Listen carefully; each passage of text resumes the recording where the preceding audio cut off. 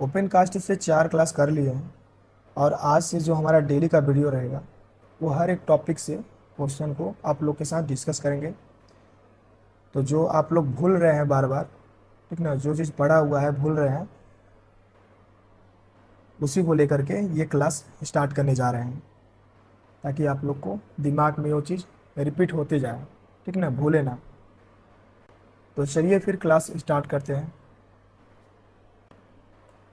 Question number पहला है, operator seat in the vehicle HEMM should be design to have adequate comfort while driving continuously. तो question है, vehicle HEMM में operator की seat को लगातार गाड़ी चलाते समय पर्याप्त आराम देने लायक डिजाइन किया हुआ रहना चाहिए। ऑप्शन है साइंटिफिकली, टेक्निकली और बोथ है और इर्गोनॉमिकली। इसका जो राइट आंसर है option number D.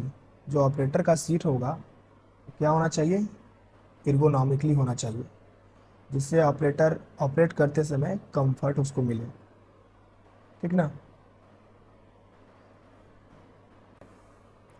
Sound level of audio visual alarm should be at least higher than the ambient noise level. तो ऑडियो विजुअल अलार्म का sound level ambient noise level से कम कितना अधिक रहना चाहिए।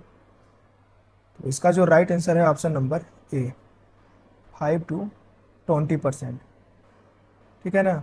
ambient नॉइस लेवल आप लोग समझ सकते हो कि जो इन्वायरमेंट में जो भी नॉइस रहता है, चाहे वो मशीन हो या जो नेचुरली आवाज़ हो या जो आदमी लोग बात कर रहे हैं, जो भी नॉइस का लेवल रहता है उससे कितना अधिक होना चाहिए, ये भी एक वो होना चाहिए 5 to 20%, ठीक है ना। तो ये चीज़ ध्यान में रखिए। बाकी जो AVA लगा होता है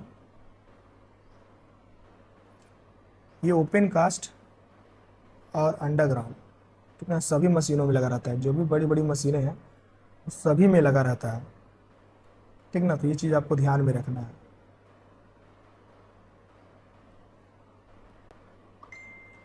नेक्स्ट क्वेश्चन है, runway ramp can be seen it.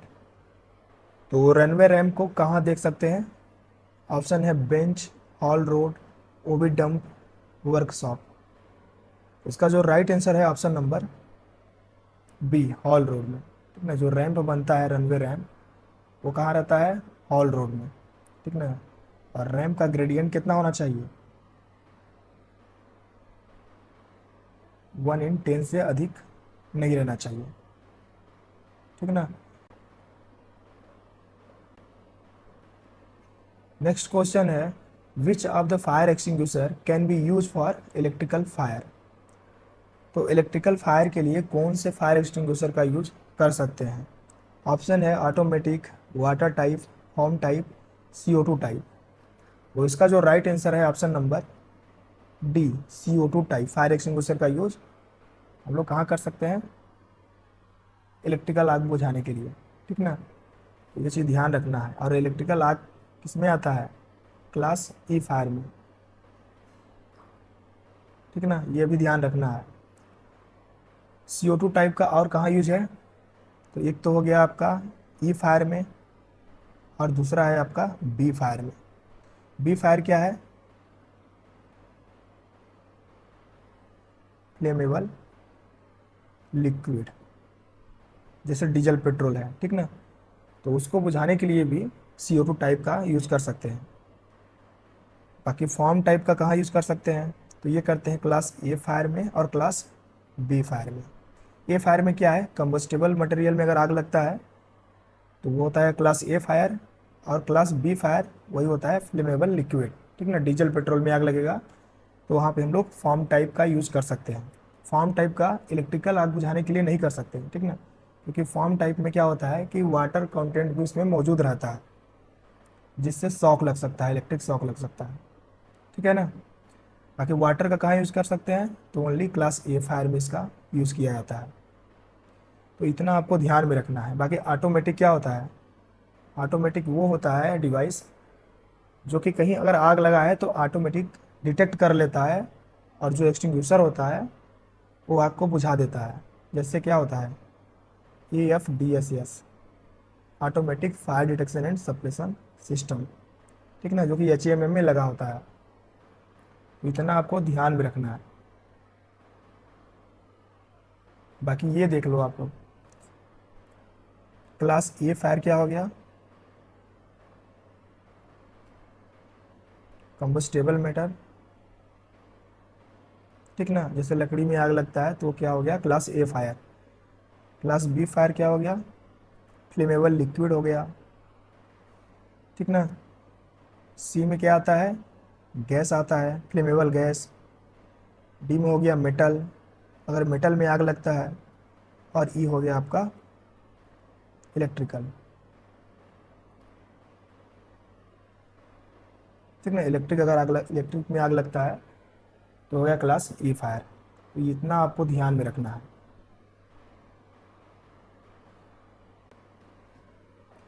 Next question है, every fence erected on the surface shall once at least in every week be examine by.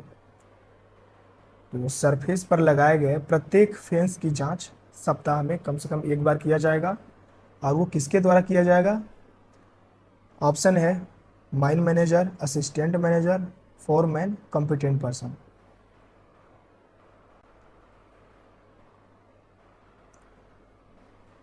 तो इसका जो राइट आंसर है option number D, competent person के द्वारा जांच किया जाता है और जांच का रिपोर्ट सजिल पन्ना नंबरदार खाते में लिखा जाता है, ठीक है ना। बाकी कॉम्पिटेंट पर्सन का ड्यूटी कौन से रेगुलेशन नंबर में दिया हुआ है, तो ये दिया हुआ है 41 में। ये ध्यान रखना है आपका, ठीक ना। मैनेजर का ड्यूटी किस में दिया हुआ है, 43 में दिया हुआ है। और असिस्टेंट मैनेजर का 45 में, ठीक है। तो ऐसे आप लोग रिवीजन भी करते हुए चलिए कि कौन से रेगुलेशन नंबर में क्या दिया हुआ है। बाकी फोरमैन का तो अभी नहीं दिया हुआ है, ठीक है, रेगुलेशन में। नेक्स्ट क्वेश्चन है, adult means a person who has completed his year. तो अडल्ट मतलब वह पर्सन जिसने कंप्लीट कर लिया है अपना वर्ष, 20, 18, 21, 19। तो इसका जो राइट आंसर है ऑप्शन नंबर बी, जिसने क्या 18 वर्ष कंप्लीट कर लिया है उसको क्या बोलेंगे, अडल्ट बोलेंगे, ठीक ना। और जिसने 20 वर्ष कंप्लीट कर लिया है उसको बोलेंगे कॉम्पिटेंट।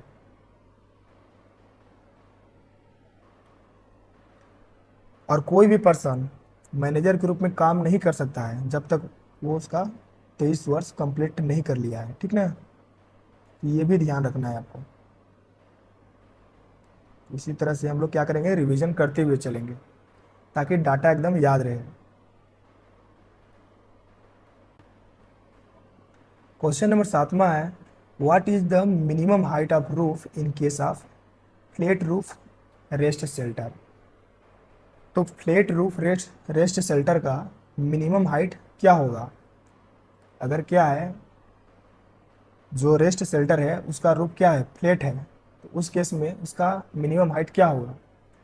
इसका जो राइट आंसर है ऑप्शन नंबर ए, 2.5 मीटर, ठीक ना। अगर वही क्या रहता है, स्लोप रहता है, स्लोपिंग रहता है, तो 1.8 मीटर भी 1.8 मीटर से कम नहीं रहेगा, ठीक है ना। 1.8 मीटर से कम नहीं रहेगा। और क्या रहता है, वो फ्लैट रहता है तो 2.5 मीटर से कम नहीं रहेगा, ठीक ना। नेक्स्ट क्वेश्चन है, voltage limit shall not exceed for general lighting in open cast mines. तो ओपन कास्ट माइंस में जनरल लाइटिंग के लिए वोल्टेज लिमिट कितने से अधिक नहीं रहेगा। ऑप्शन है 125 वोल्ट, 650 वोल्ट, 250 वोल्ट और 11 केवी। इसका जो राइट आंसर है ऑप्शन नंबर सी, 250 वोल्ट से अधिक नहीं रहना चाहिए ओपन कास्ट में लाइटिंग के लिए। और वही अंडरग्राउंड में 125 वोल्ट से अधिक नहीं रहेगा, ठीक ना। लाइटिंग व्यवस्था बनाने के लिए अंडरग्राउंड में 125 वोल्ट से अधिक नहीं रहना चाहिए और ओपन कास्ट में 250 वोल्ट से अधिक नहीं रहना चाहिए, ठीक है। नेक्स्ट क्वेश्चन है, minor injury shall be recorded in form and report shall be send to regional inspector once in. तो क्वेश्चन पूछ रहा है कि माइनर इंजरी का रिकॉर्ड कौन से फॉर्म में नोट करेंगे और उसका जो रिपोर्ट रहेगा उसको रीजनल इंस्पेक्टर को सेंड करेंगे वंस इन। कब सेंड करेंगे, ठीक ना। तो इसका जो राइट आंसर है ऑप्शन नंबर बी, कि ये फॉर्म में रिकॉर्ड करेंगे और 1 साल में उसको रिपोर्ट को चीफ इंस्पेक्टर को भेजा जाता है, ठीक ना। तो ये ध्यान रखना है। फॉर्म जो जे है इसमें क्या रखते हैं, रिपोर्टेबल इंजरी का रिकॉर्ड रखा जाता है और वंस इन अ क्वार्टर यानी कि 3 महीने में एक बार इस रिपोर्ट को चीफ इंस्पेक्टर के पास भेजा जाता है, ठीक ना। तो इतना आपको ध्यान में रखना है। रिपोर्टेबल इंजरी का फॉर्म जे में 3 महीने में रिपोर्ट भेजा जाता है चीफ इंस्पेक्टर को। माइनर इंजरी का फॉर्म के में 1 साल में रिपोर्ट भेजा जाता है चीफ इंस्पेक्टर को और उस साल का रिपोर्ट अगले साल 20 जनवरी या उससे पहले भेजा जाता है, ठीक ना। इतना डाटा आपको याद रखना है। नेक्स्ट क्वेश्चन है, what are the unsafe working condition at mine, choose from the following. तो माइंस में अनसेफ वर्किंग कंडीशन क्या है, फॉलोइंग में से हमको चूज करना है। ऑप्शन है डिफेक्टिव टूल्स और इक्विपमेंट। तो जो इक्विपमेंट है, जो टूल्स है वो क्या है, दोषपूर्ण है। ऑप्शन नंबर बी है congestion in the work place, work place में भीड़ भाड़। और narrow roads, improper method of working, यानी कि जो मेथड ऑफ वर्किंग है वो इम्प्रॉपर किया जा रहा है, अच्छे से नहीं किया जा रहा है। ऑप्शन नंबर ई है ऑल आर करेक्ट। तो इसका जो राइट आंसर होगा ऑप्शन नंबर ई, ठीक है। जो डिफेक्टिव यानी दोषपूर्ण अगर हम लोग क्या कर रहे हैं, टूल्स का यूज कर रहे हैं, इक्विपमेंट का यूज कर रहे हैं, वो भी क्या है, अनसेफ है। वर्क प्लेस पे भीड़ भाड़ कर रहे हैं वो भी अनसेफ है। नैरो रोड रहेगा वो भी अनसेफ है। और जो मेथड है वो क्या है, अच्छे से अगर हम नहीं चला रहे हैं उसको तो वो भी एक अनसेफ है, ठीक ना। तो इसका जो राइट आंसर होगा option number E. A vehicle transporting explosive shall not driven at speed exceeding kilometre पर आवर्स। तो एक्सप्लोसिव को ट्रांसपोर्ट करने वाले व्हीकल की स्पीड कितने से अधिक नहीं होनी चाहिए। तो इसका जो राइट आंसर है ऑप्शन नंबर ए, 25 किलोमीटर पर आवर से अधिक नहीं होनी चाहिए। और डंप यार्ड में जाती हुई डंपर की स्पीड 15 किलोमीटर पर आवर से 15 किलोमीटर पर आवर से अधिक नहीं होनी चाहिए, ठीक ना। तो इसको भी आपको ध्यान में रखना है, 15 किलोमीटर वाला। और 30 किलोमीटर क्या होता है, मैक्सिमम स्पीड होती है डंपर की।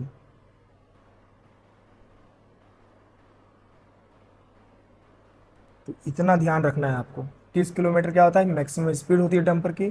15 किलोमीटर जब डंप यार्ड में डंपर जा रहा है तो उससे अधिक नहीं चला सकता वो। और 25 किलोमीटर एक्सप्लोसिव वैन की मैक्सिमम स्पीड है। नेक्स्ट क्वेश्चन है, voltage shall not exceed volt for hand held portable operators use in the mines as per CEA regulation 2010।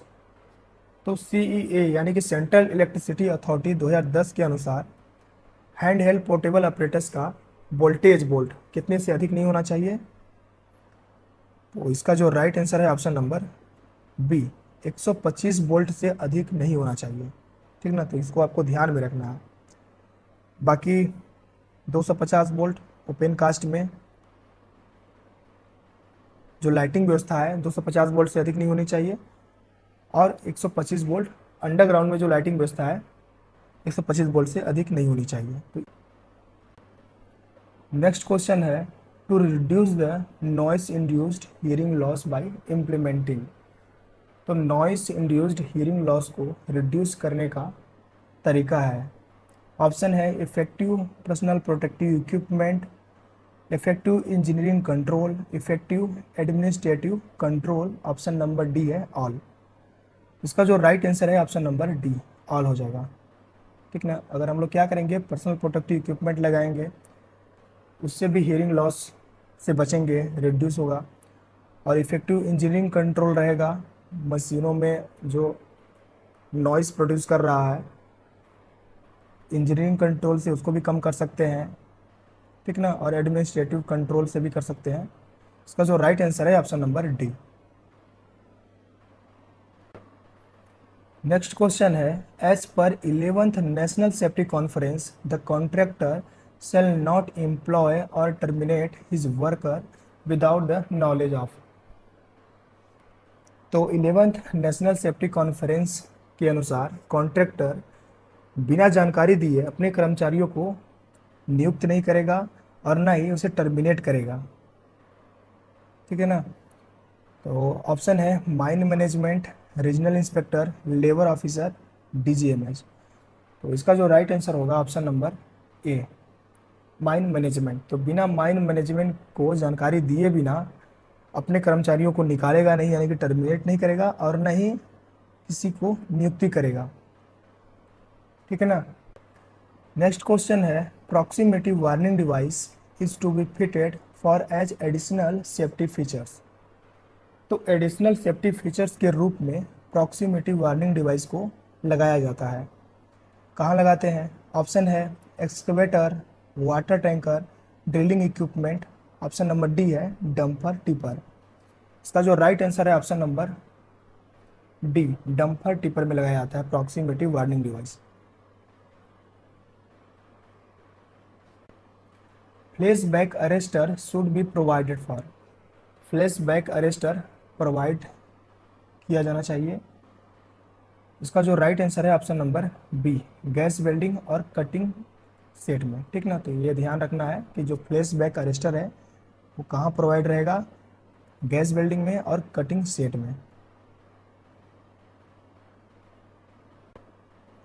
First aid room shall have floor space not less then.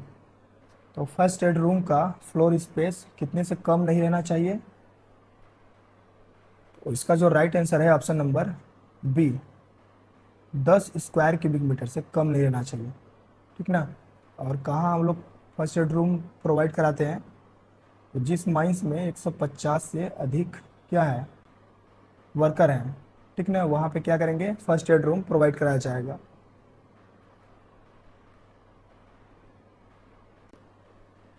Next question है, burden is the distance between. तो burden किसका distance होता है? Option है two blast hole in same row, distance between two row, first row of the blast hole and free face. Option number D है none. इसका जो right answer है option number C, first row of the blast hole and free face. यानी कि free face से blast hole के बीच का distance क्या होता है, बर्डन, ठीक ना। तो इसको ध्यान रखना है। और एक होता है स्पेसिंग, तो दो होल का बीच का जो डिस्टेंस होता है उसको बोलते हैं स्पेसिंग। नेक्स्ट क्वेश्चन है, हु विल सेट परमानेंट और temporary speed limit for any area of mines और एनी व्हीकल्स और क्लास ऑफ व्हीकल्स। तो क्वेश्चन है कि माइंस के किसी भी क्षेत्र में या किसी वाहन या वाहन की श्रेणी में टेम्परेरी और परमानेंट स्पीड कौन निर्धारित करता है? तो ऑप्शन है mine manager, senior official, DGMS, mines foreman. इसका जो राइट आंसर है option number A, mine manager, ठीक है। चाहे वो टेम्परेरी स्पीड हो व्हीकल की या परमानेंट स्पीड हो, कौन डिसाइड करता है? तो करता है माइन मैनेजर। नेक्स्ट क्वेश्चन है, to measure the performance of the blasting which factor is calculated. तो ब्लास्टिंग की परफॉर्मेंस को मेजर करने के लिए कौन से फैक्टर को कैलकुलेट किया जाता है? ऑप्शन है tonnage factor, space factor, stripping ratio, powder factor. इसका जो राइट आंसर है option number D, powder factor, ठीक ना। बाकी इस क्वेश्चन का आंसर आप लोग कमेंट बॉक्स में कमेंट करके दीजिए। और इसी तरह से अब रेगुलर क्लास होने वाला है। जो टॉपिक भूल रहा है, पढ़ा हुआ है लेकिन भूल रहा है, तो आप लोग का रिवीजन हो जाएगा। और जो लोग अभी नए हैं, जिन्होंने अभी तक अच्छे से जो टॉपिक हम बता रहे हैं, जिस टॉपिक का रिवीजन करा रहे हैं, उसको नहीं पढ़े हैं, तो आप लोग माइनिंग प्लस ऐप को डाउनलोड कर लीजिए।